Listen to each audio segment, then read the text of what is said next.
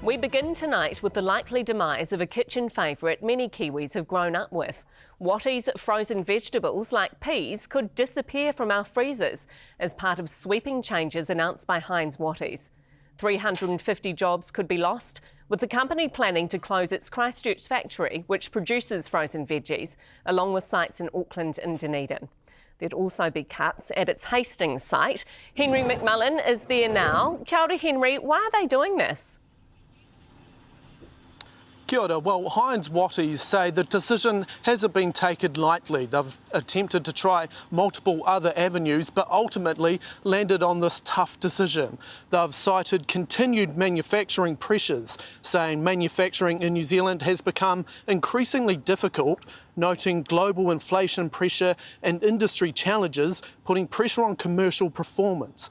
Now, it's important to remember last year, peach growers lost their contracts as Watties downscaled their canned peaches items, basically because international competitors flooded the market, pricing Watties out of competition. Henry, what else is the company saying about the impact of today's proposals?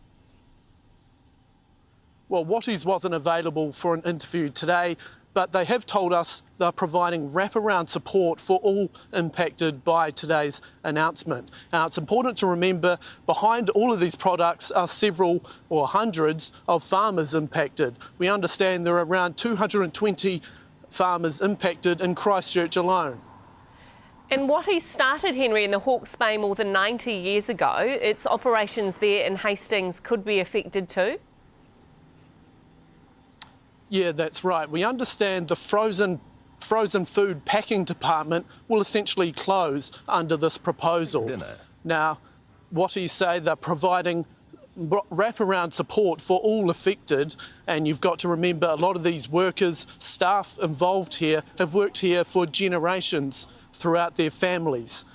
We understand the proposal is underway until the end of the month. Ngā mihi nui. Thanks, Henry.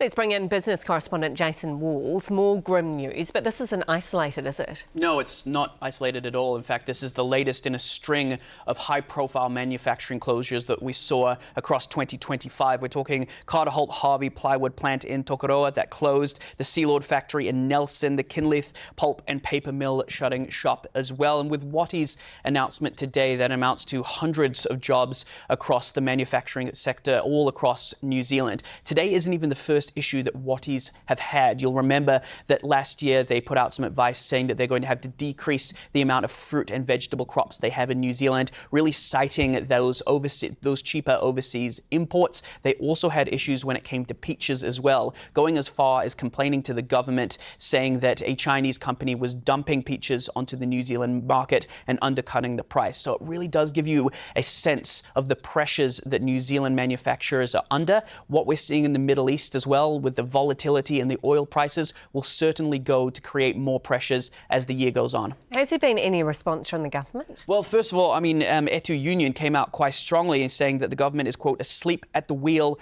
while local manufacturing collapses across the country. And I did go to the government for a response on this one, and I was pointed to a press release from February this year, touting some statistics, New Zealand figures that say that 15,000 people got work in the last 3 months of last year. So the government really leaning on this job creation figure. But at the same time, it's worth noting that in the final 3 months of last year, the final quarter of 2025, unemployment in New Zealand jumped from 5.3 to 5.4%. Tēnei te mihi atu. Thanks, Jason.